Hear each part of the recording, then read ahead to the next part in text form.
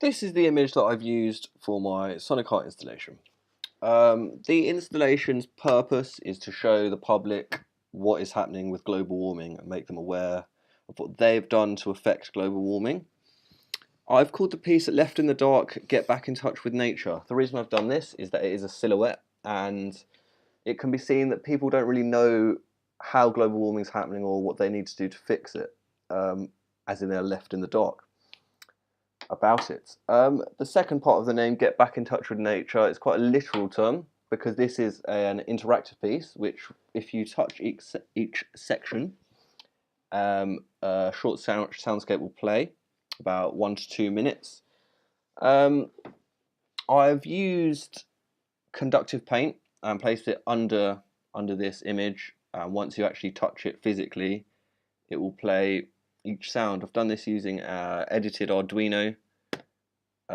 It's made by a company called Bear Conductive, who have also made this patch where you put MP3s in an SD card, upload it onto the touch board, and then it will play the sounds once you touch it. Quickly run through the sections and the sounds I've used.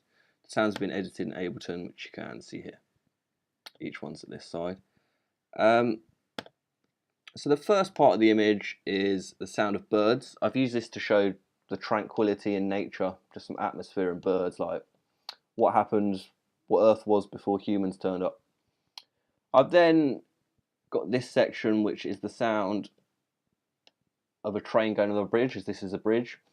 I've also used the atmosphere from being on a train to make the audience feel more immersed and show that they are affecting global warming in a way. This section here, I've used 2 different sounds. For the beginning of it, I just have, again, birds, atmosphere. I've used this kind of convey the sound of nature. So in this piece, nature is shown by birds.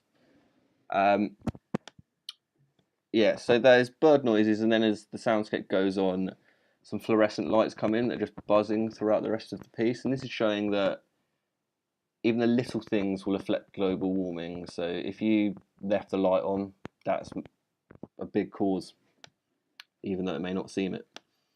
This section shows some houses, and for this part I've used mainly construction sounds because construction plays a big factor in global warming.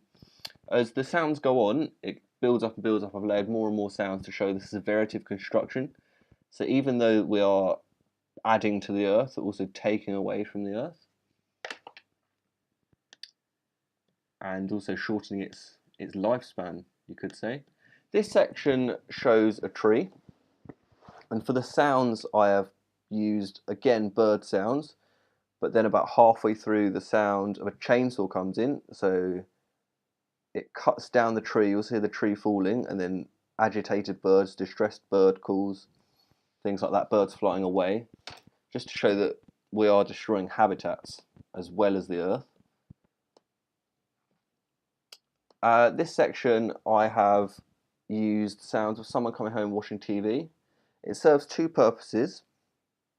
The first is almost questioning the audience, saying, is this what you're going to do about global warming? Just go home, sit and watch TV, do nothing about it. It also shows that TV could also be affecting global warming, as it's an electric appliance that puts gases in the air, in a way.